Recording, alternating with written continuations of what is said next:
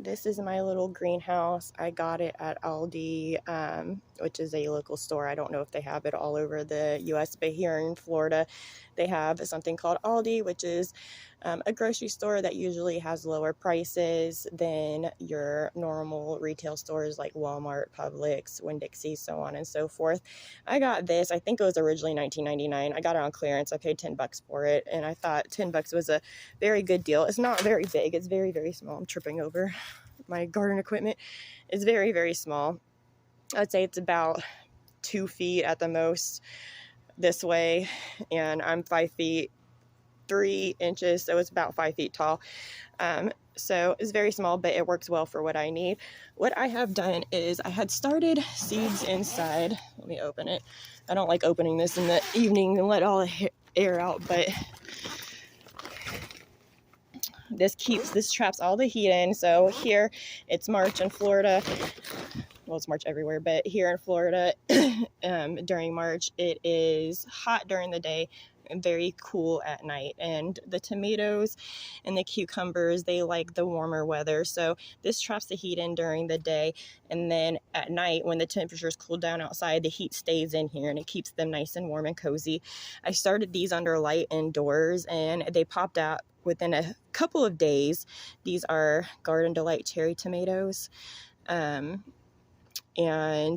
they popped up within a couple of days and then they started getting leggy. I couldn't get my grow light down close enough to them from where I had it hanging at. So I think that was one of my problems. So I went ahead and repotted them when they were only like a week and a half old probably. And I was a little concerned about that because they were so young. They didn't have any true leaves. They just had these little baby leaves on them. But it's been over a week since I've done that, and they have done really well. They have started getting their true leaves in here, and I had to use popsicle sticks. I couldn't find any plant labels, so I had to use popsicle sticks to label them. But yeah, they're Garden Delight cherry tomatoes. They're supposed to be super prolific and disease resistance. That is one thing that I look for. I don't look for weird varieties that nobody has. I started looking this year at least for things that were disease resistant, that did well in the heat, and that were prolific. So those were the keywords I was looking for when I was reading labels. But since being in here, they have taken off, doing far much better. They don't look quite as leggy. You can see there's still a little bit of legginess there, but they're filling out.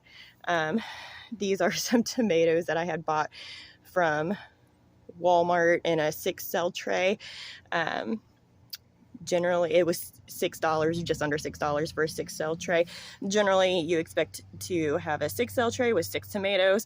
Now, what happened was when I looked at the tray, I noticed that a lot of the cells had more than one tomato plant growing out of it. So in all, I had 12 tomato plants. Some of these were bound together with their roots, so it took me a while to get them separated. What I did was I soaked them in a bucket of water, and then after that soil got loose, I took a garden hose on the lightest possible setting and just sprayed them down and knocked the dirt loose more and more, and I was able to separate them. This one was the smallest one of the bunch. It had one little main root.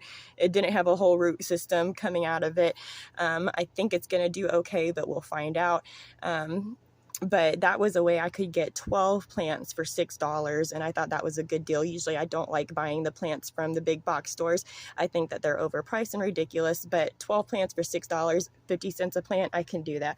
I have planted some of them already out here into my garden, and they are doing just fine. Some of them were kind of leaning. They were a little bit top heavy, so I did stick sticks out here, and I will go get proper stakes for those here this weekend. So I definitely suggest, if you don't have the indoor space to do grow lights, or if your plants are getting leggy, if you can find a cheap one of these greenhouses. I know they have them on Amazon. You probably get it for like 20 or 30 bucks on Amazon. I'm not sure. But I definitely suggest getting one because this gets natural light from the sun. They're doing fine. They're growing fine. They're getting new leaves every day.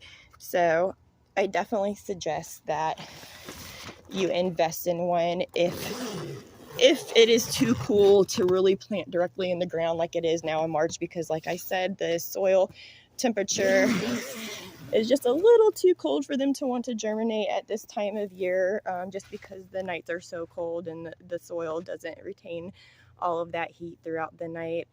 It gives them a nice, safe, warm place to hunker down until the end of March here. They should be fine. These ones were already well established, which is why they are in the ground and they are doing just fine. But I wouldn't put my little baby tomatoes out here just yet, and I wouldn't put any seeds out here for tomatoes just yet. But in the next couple of weeks, I will probably start direct sowing. Definitely my cucumbers, I'm waiting. They grow so fast. Like, I planted those cucumbers that I showed you in there. They are taking off, and I don't think that I'm going to have space for them in the next couple of weeks. I think they're going to get too big for the greenhouse, and they're not going to be happy. So I think next time I will forego pre-planting cucumbers and just wait until it's warm enough to plant them in the ground, because they did grow so fast. They germinated within, I would say, 3 days. So that's just something to think about when you're starting your garden, whether you're doing it outdoors or indoors. Pay attention to the temperatures outside. If it's warm during the day, it might still be too cold at night. And also, if you're doing it indoors, make sure you get a good grow light, because mine was kind of weak and it didn't hang down as far as I needed it to. My husband did find me another grow light, so my plants that are growing inside now are doing much better. They're much less leggy, the ones that have germinated since then. So definitely a quality grow light would be my suggestion. Or you can just wait until your temperatures are hot enough and consistent enough throughout the day and throughout the night to just go ahead and plant your seeds in ground. One reason why I didn't want to plant my seeds in ground was because a lot of these plants, I can't tell if it's a plant or if it's a weed coming out. So that was one of my concerns. But now that I'm getting the hang of it, I think next year I will probably direct sow a lot more stuff, but I will be direct sowing stuff to this year too. I'm just waiting for it to get a little bit warmer. So that's just a little tidbit for you. And then I'll probably come back out tomorrow and try to film some more things that I've learned over the past couple of years, and the things that I've learned just since gardening, really getting into gardening again, since December and January when I started my cool weather plants. So there's still a lot to learn for me. I am looking forward to hopefully learning from other people as well, and it should be a good growing season. All right, bye.